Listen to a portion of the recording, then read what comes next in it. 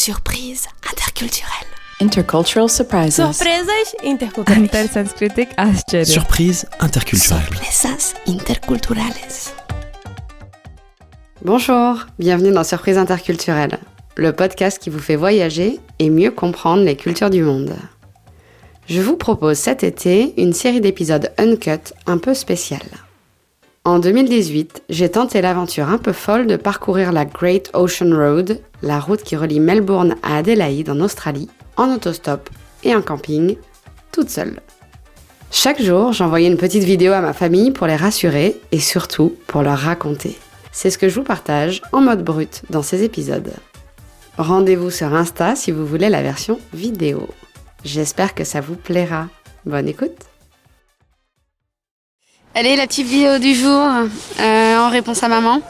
Alors là, je suis à Mount Gambier. Donc aujourd'hui, c'était le premier jour où je faisais du vrai stop sur le bord de la route. Hier, c'était vraiment génial. Le couple qui m'a hébergé, c'était trop drôle, quoi. Du coup, ils étaient adorables, vraiment, vraiment adorables. Lui, il faisait partie du club de Life Savers et du coup, tous les matins, il va nager dans la mer avec les autres du club. Et donc, je suis allée avec eux ce matin. C'était rigolo. C'était froid. L'eau, elle était genre à 13 ou 14 degrés, c'était horrible.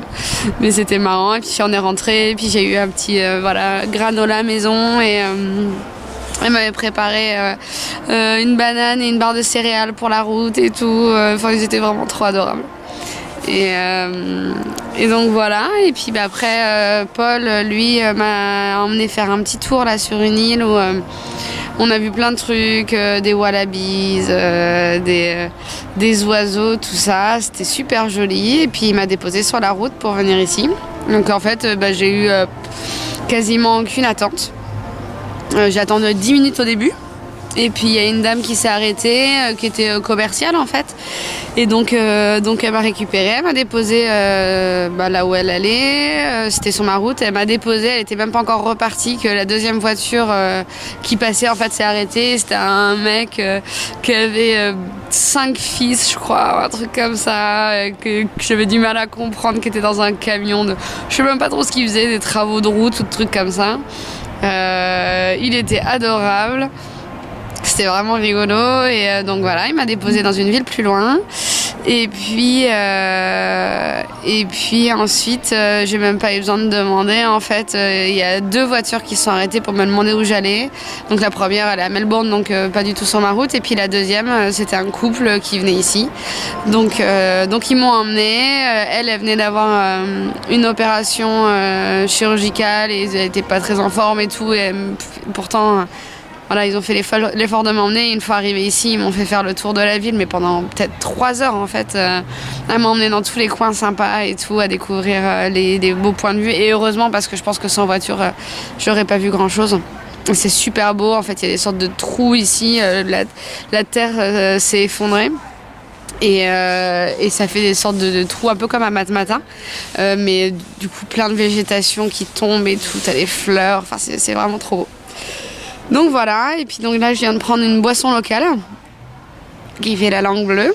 Et puis je pense que je vais aller boire un petit verre là ce soir et puis retourner à la tente, dormir un petit peu, parce que mine de rien c'est un peu crevant de faire du stop et de raconter toujours les mêmes histoires aux mêmes personnes. Puis les gens, quand on va dans les terres, ils ont quand même un accent un peu plus corsé, donc ça demande beaucoup d'attention. Mais voilà, et puis demain j'ai quand même 450 km à faire pour aller à Adélaïde, donc je pense que je vais faire que ça demain, en fait je vais faire la route. Et voilà, et donc voilà, pour l'instant c'est cool, je reçois des messages régulièrement de tous les gens que j'ai pu rencontrer sur ma route pour me dire est-ce que tout va bien, où est-ce que tu en es, c'est vraiment trop cool là, donc je suis contente, voilà, et j'espère que vous allez bien, que la semaine se termine bien, et bonne route à Lilou. Et puis maman, je t'appelle pour papoter si tu veux. Allez, bisous, ciao, ciao.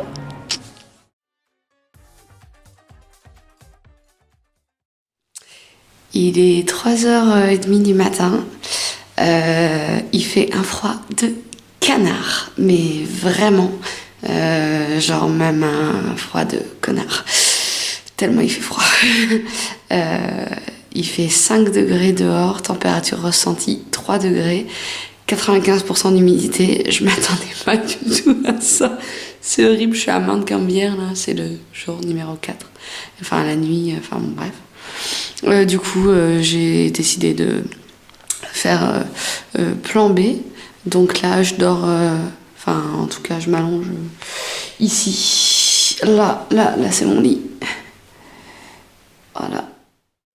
Bon, je vous fais l'audio description 2 secondes là. En fait, j'ai mis mon tapis de yoga et mon sac de couchage dans les toilettes du camping, tellement j'avais froid. Et puis, quand j'ai vraiment trop froid, je fais ça.